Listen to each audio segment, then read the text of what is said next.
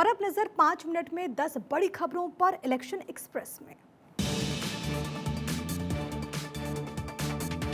प्रधानमंत्री नरेंद्र मोदी आज गुजरात के दौरे पर और इसी बीच अहमदाबाद में आयोजित एक समारोह में शिरकत करेंगे। 85,000 करोड़ रुपए से अधिक की लगभग 6,000 रेलवे परियोजनाओं को राष्ट्र को समर्पित करेंगे। कार्यक्रम को देश के 764 स्थानों पर आयोजित किया जाएगा। सभी स्टेशन पर 10,000 डिजिटल स्क्रीन पर लाइव स्ट्रीम होगा। इसी कड़ी में पीएम देश के विभिन्न स्टेशन के बीच 10 नई semi high speed Vande Bharat train के परिचालन का शुभारंभ, 4 वंदे भारत एक्सप्रेस का मार्ग विस्तार और 2 अन्य रेलवे सेवाओं को हरी झंडी भी दिखाने वाले हैं।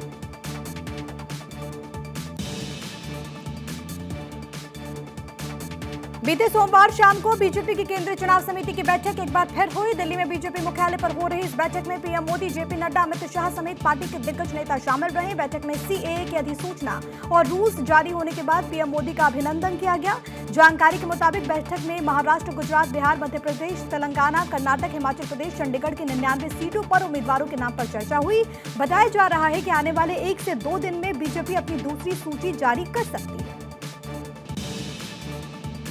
देश में होने वाले आगामी आम चुनाव में अब कुछ ही वक्त बचा है। लोकसभा चुनाव के लिए राजनीतिक पार्टियों ने अपनी अपनी तैयारियां शुरू कर दी। दूसरी ओर आंध्र प्रदेश में सत्ताधारी टीडीपी और बीजेपी के बीच सीट शेयरिंग को लेकर के बातचीत फाइनल हो गई है। बीजेपी 6 लोकसभा और 10 विधानसभा सीटों पर चुनाव लड़ेगी, जबकि टीडीपी 17 संसदीय और 144 राज्य सीटों पर चुनाव लड़ेगी। समझौते के तहत पवन कल्याण की जनसेना 2 लोकसभा और 21 विधानसभा सीटों पर चुनाव लड़ेगी। TDP supremo N Chandrababu Naidu ने बैठक के बाद यह ऐलान किया। आगामी लोकसभा चुनाव को लेकर कांग्रेस एक्शन मोड में। आज राहुल गांधी कभी कांग्रेस का गढ़ कहे जाने वाले महाराष्ट्र के नंदुरबार जाएंगे। यहां से अपनी भारत जोड़ो न्याय यात्रा के चरण की शुरुआत करेंगे। बताया जा रहा है कि 10 साल बाद गांधी परिवार से किसी के नंदुरबार जाने से सीट के नतीजे बदल सकते हैं। नंदुरबार में कांग्रेस ने आदिवासी न्याय होली सम्मेलन का नाम देते हुए पारंपरिक आदिवासी होली अलाव जलाने की योजना बनाई। इसके बाद राहुल गांधी नंदुरबार के सीबी पंप ग्राउंड में आदिवासी न्याय सभा को संबोधित भी करने वाले हैं।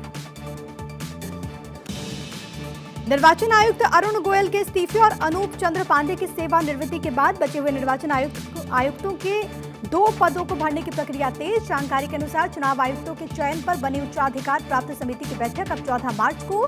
बैठक में 2 नए चुनाव आयुक्तों के नामों को अंतिम रूप दिया जाएगा। चयन समिति के अध्यक्ष प्रधानमंत्री नरेंद्र मोदी हैं। इसमें केंद्रीय मंत्री और लोकसभा में विपक्ष के नेता अधीर रंजन चौधरी सदस्य हैं। चुनाव आयुक्तों की नियुक्ति राष्ट्रपति करेंगी। सूत्रों के अनुसार 2 नए चुनाव आयुक्तों की नियुक्ति एक ही दिन या अगले दिन में हो सकती है। लोकसभा चुनाव की तारीखों का ऐलान होने से ठीक पहले कांग्रेस नेतृत्व अपनी दूसरी कैंडिडेट लिस्ट को लेकर तैयारियों में जुटा हुआ है।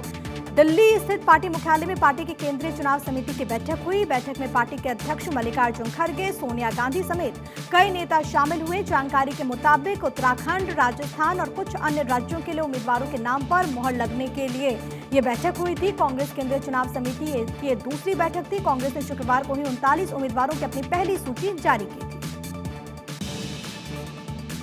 केंद्र सरकार ने नागरिकता संशोधन कानून यानी कि सीएए का नोटिफिकेशन जारी कर दिया। इसके साथ ही ये कानून देश भर में लागू हो गया। लोकसभा चुनाव से ठीक पहले केंद्र सरकार का ये अहम कदम है। इसके तहत अब 3 पड़ोसी देशों के अल्पसंख्यकों को भारत की नागरिकता मिल सकेगी। इसके साथ ही पाकिस्तान, बांग्लादेश, अफगानिस्तान से आए गैर मुस्लिम शरणार्थियों को नागरिकता मिलने का रास्ता साफ हो गया। इसके लिए उन्हें केंद्र सरकार की ओर से तैयार किए गए ऑनलाइन पोर्टल पर आवेदन करना होगा। अधिसूचना जारी किए जाने के बाद दिल्ली, उत्तर प्रदेश समेत कई राज्यों में सुरक्षा बढ़ा दी गई।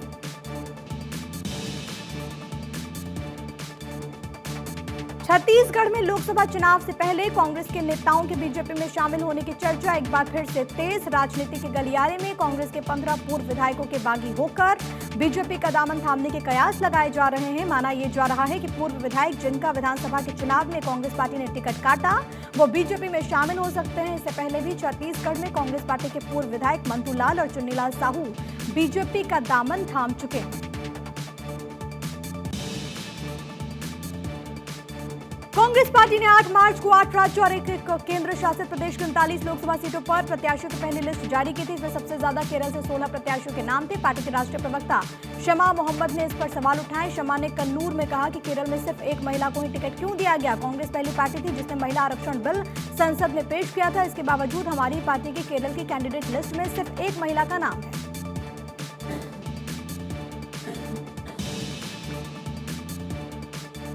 लोकसभा चुनाव के ऐलान से पहले निर्वाचन आयोग की टीम लगातार राज्यों का दौरा कर रही है। भले ही निर्वाचन आयोग में हलचल तेज हो, लेकिन चुनावी तैयारियों की रफ्तार अभी जस की तस बनी हुई है। सोमवार को शो मस्ट गो ऑन की तर्ज पर 2150 से ज्यादा ऑब्जर्वर्स की बैठक दिल्ली के विज्ञान भवन में हुई। बैठक में मुख्य चुनाव आयुक्त ने सभी ऑब्जर्वर्स को सख्त निर्देश दिए हैं। निर्वाचन आयोग चुनाव से पहले पूरी प्रक्रिया यानी कि काला धन, नशीले पदार्थ, कीमती धातु और या फिर नकदी की आवाजाही और वितरण को रोकने ऑब्जर्वर हर राज्य और केंद्र शासित प्रदेशों में तैनात किए जाएंगे।